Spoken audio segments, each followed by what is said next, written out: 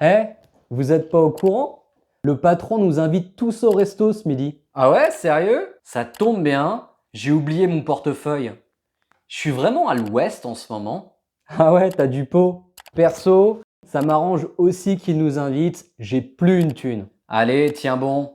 Pour info, on devrait recevoir notre salaire d'ici la fin de la semaine. Il dépense trop, non? Il est toujours à sec. Si vous avez du mal à comprendre ce dialogue, ça tombe bien, on va voir toutes ces expressions dans la leçon d'aujourd'hui. Ah oui, ça tombe bien, c'est justement une expression qu'on utilise pour dire que un événement ou quelque chose arrive au moment où on en a vraiment besoin. Par exemple, je peux dire si tu veux t'améliorer en français, ça tombe bien, je suis là pour t'aider. Allez, pensez à activer les sous-titres si besoin et on commence.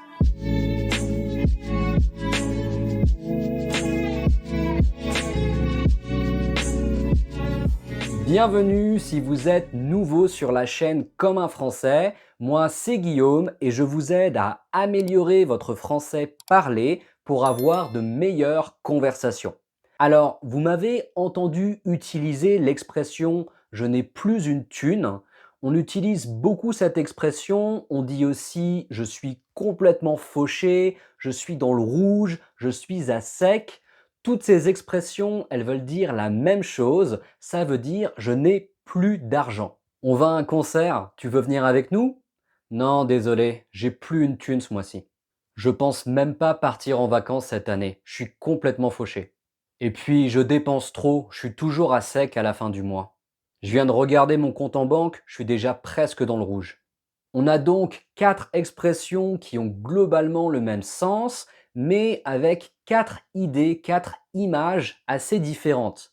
Par exemple, la thune, c'était l'ancien nom qu'on donnait à la pièce de 5 francs. Le franc, c'était la monnaie qu'on avait avant l'euro et ça correspond à quelques centimes. Donc si vous n'avez plus une thune, vous n'avez même pas quelques centimes. Faucher, ça vient de la faux, qui est un outil qui permettait de couper, de faucher le blé dans les champs. Alors imaginez un champ qui vient d'être moissonné, on a coupé tout le blé et du coup il ne reste plus rien. Je suis à sec, ça vient de sécheresse. Donc imaginez par exemple un lac qui est complètement à sec, ça veut dire qu'il n'y a plus d'eau du tout. Et si vous êtes à sec, ça veut dire que vous n'avez plus d'argent. Et être dans le rouge, c'est la couleur de la zone interdite. Si vous êtes dans le vert, tout va bien. Et si vous êtes presque dans le rouge, vous êtes presque à zéro. Donc si un ami à vous est dans le rouge, à sec ou n'a plus une thune, vous pouvez lui dire tiens bon. Tiens bon, c'est une façon de donner son soutien, de dire ne te décourage pas, ne perds pas espoir. Et il y a l'idée dans tiens bon de tenir, de maintenir ses efforts et donc de ne pas se décourager et ne pas abandonner même si la situation est difficile. Tiens bon, on va recevoir notre salaire d'ici la fin de la semaine. Je sais que parler français c'est difficile, mais tu vas y arriver. Tiens bon. On dit aussi tiens le coup, qui veut dire la même chose que tiens bon. Le coup, c'est le choc, c'est l'agression, et tenir, ça a le sens de résister. Donc si vous tenez le coup, ça veut dire que vous résistez moralement ou physiquement à une épreuve, à quelque chose de difficile. Sans ton aide, je sais vraiment pas comment j'aurais tenu le coup. Tiens le coup, je suis sûr que ça va s'arranger. Ah, ça va s'arranger, encore une expression qu'on utilise beaucoup. Alors, ça va s'arranger, ça veut dire ça va aller mieux. D'ailleurs, le sens premier du verbe arranger, c'est remettre les choses en ordre, remettre les choses à leur place. Donc, si vous dites ça va s'arranger en parlant d'une situation, ça veut dire que ça ne va pas, les choses sont en désordre, mais ça va aller mieux, ça va s'arranger. Par exemple, si j'ai un ami qui a eu une dispute avec sa petite amie, je peux très bien lui dire: «J'espère vraiment que ça va s'arranger avec ta copine». Et avez-vous déjà entendu l'expression ça ne s'arrange pas ou ça ne va pas s'arranger? Eh bien, c'est la même idée mais de manière négative. Ici, ça veut dire que la situation est mauvaise, mais on pense qu'elle ne va pas aller mieux, que ça va être encore pire que ça ne l'était déjà. Le prix du gaz a déjà augmenté et ça ne va pas s'arranger. Il est malade depuis 3 jours et ça ne s'arrange pas. Maintenant, si quelque chose vous arrange, ça veut dire que ça vous convient ou que ça rend les choses plus faciles pour vous. Dis, tu peux venir me chercher à la gare, ça m'arrangerait vraiment. Honnêtement, ça m'arrange qu'ils nous invitent au resto, j'ai plus une thune. Écoute, si ça ne t'arrange pas aujourd'hui, on peut se voir la semaine prochaine. Une autre expression que vous entendrez beaucoup, c'est au passage. Alors, faire quelque chose au passage, c'est faire quelque chose en passant, en route, sur son chemin. Si tu vas faire les courses, tu peux t'arrêter acheter du pain au passage. Je peux passer te prendre au passage, c'est sur ma route.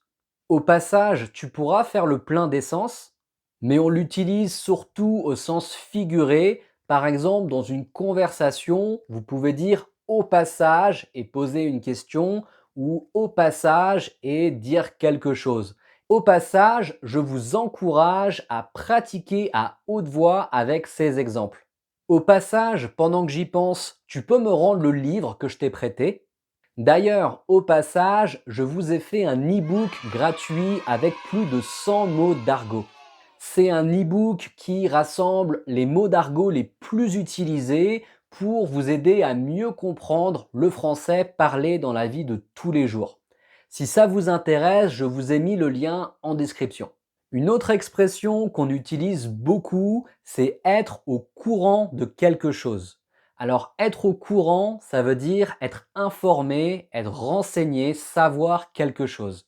Je ne sais pas si tu es au courant, mais le gouvernement a annoncé un blocage du prix du gaz. T'étais pas au courant? Max organise une fête pour ses 30 ans. Depuis tout ce temps, t'étais au courant et tu m'as rien dit? Alors, pourquoi le courant? Il y a cette idée avec le courant de quelque chose qui circule, par exemple le courant électrique ou le courant d'un fleuve, c'est l'eau qui circule. Et ici, c'est plutôt l'information qu'on fait circuler. Donc, si vous êtes au courant, ça veut dire que vous avez accès à cette information. Et on a aussi l'expression mettre quelqu'un au courant. Donc, si vous mettez quelqu'un au courant, vous lui donnez accès à l'information, donc vous le renseignez, vous l'informez. T'as eu ton DELF B1? C'est super! Oublie pas d'appeler ton prof de français pour le mettre au courant. Et on dit aussi tenir quelqu'un au courant.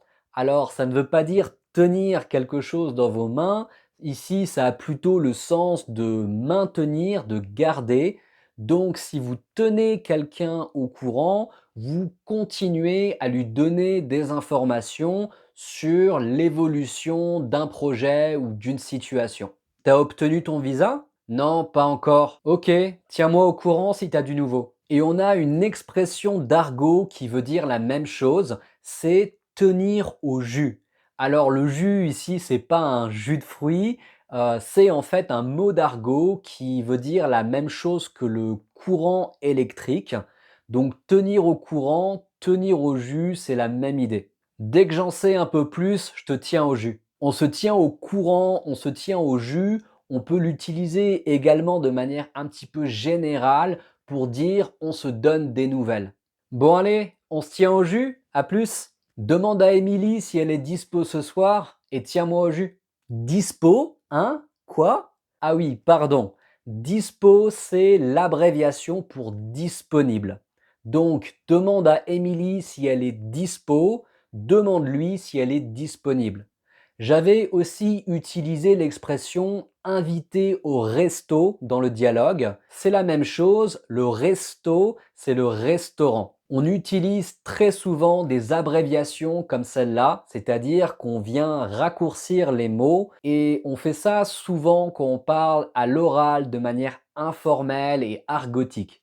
Et c'est souvent l'une des raisons pour lesquelles vous avez du mal à comprendre les Français quand ils parlent, c'est qu'on a tous ces petits mots réduits qui sont difficiles pour vous à reconnaître. Et on a beaucoup d'abréviations qui finissent en O avec le son O. Les informations, les infos, personnellement, perso, un rétroviseur, un rétro, l'apéritif, l'apéro. Bref, il y en a plein. Perso, je ne regarde jamais les infos, ça me déprime. Si j'ai plus d'infos, je te tiens au courant. Pour info, vous pouvez ralentir la vitesse de cette vidéo dans les options. Mon rétro est cassé, tu sais où je peux le faire réparer? On va prendre l'apéro, tu viens?